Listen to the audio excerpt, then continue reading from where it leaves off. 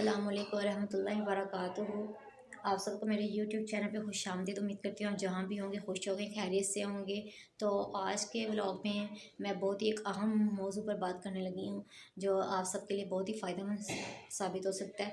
तो आज हम बात करेंगे कि हम कैसे खुश रह सकते हैं, क्योंकि आजकल जितना डिप्रेशन है, जितना लोग परेशान रहते हैं, उनको पता ही नहीं हमने खुश कैसे रहना और अपनी खुशियों को कैसे हासिल करना है। तो आज हम इस टॉपिक पे बात हम खुद ही होते हैं जो अपनी खुशियों को आग खुद ही लगाते हैं अपने हाथों से। और अपनी खुशियों का हमें पता ही नहीं होता कि हमने अपने खुश कैसे रहना है और कैसे अपने आप को बचाना है उन लोगों से जो हमें नाखुश कर देते हैं।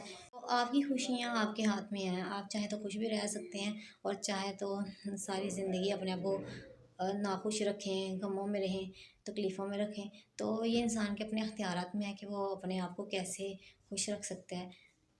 आप सबके अपने हाथ में है कि आप अपनी लाइफ को कैसे गुजारना चाहते हैं। तो सबसे पहले खुश रहने के लिए जो सबसे पहली चीज़ आपने करनी है वो ये है कि आपने नाशुक्री नहीं करनी।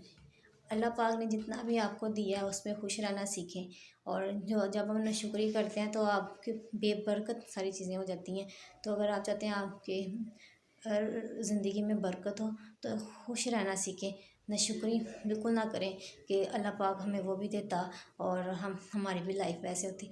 तो बिल्कुल भी नाशुक्री ना करें, जितने में भी अल्लाह रखा उसमें खुश रहना सीखें। और लाइफ और कभी भी अपनी ज़ात को दूसरों के साथ कंपेयर ना करें।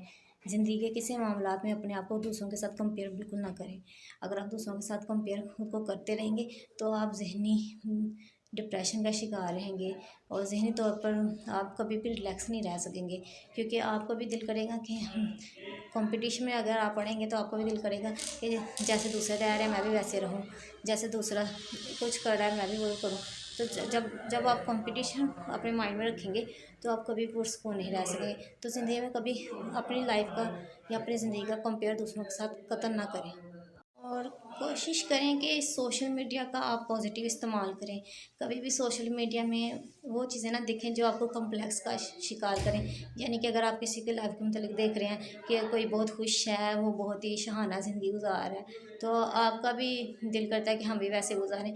तो कभी भी आप ऐसे लोगों को कॉपी ना करें जो मीडिया में, कि जो आप देख के ख़ुद को एक कॉम्प्लेक्स में चले जाएं कि इनके पास तो ये कुछ है।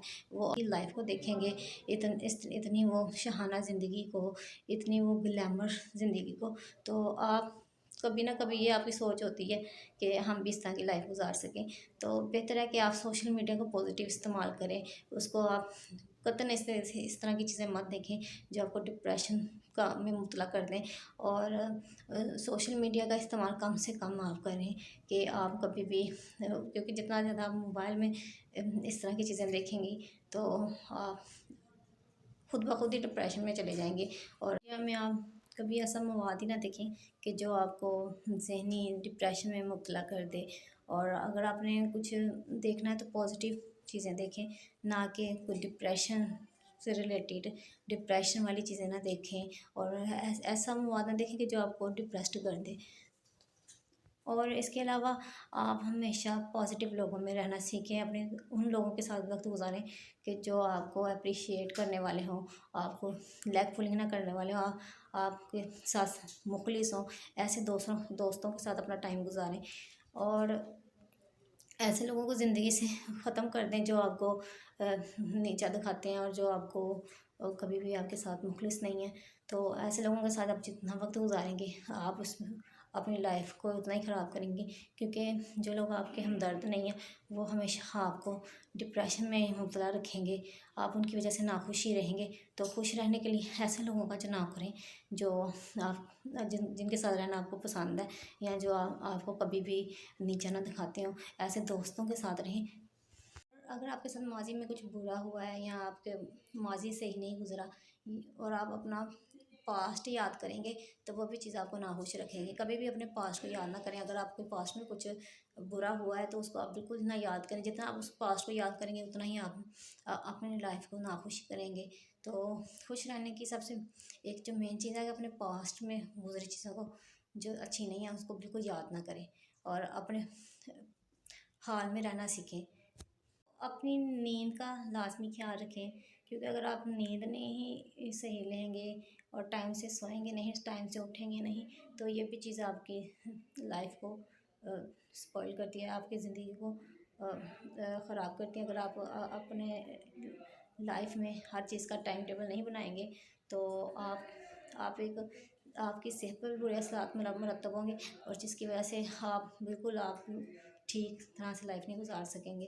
तो आप अपनी ज़िंदगी को एक टाइम टेबल के साथ गुजारें, हर चीज़ का एक टाइम टेबल बनाएं, और अपने उठने का रोज़ अपने एक रूटीन सेट करें कि आपने आज क्या करना है।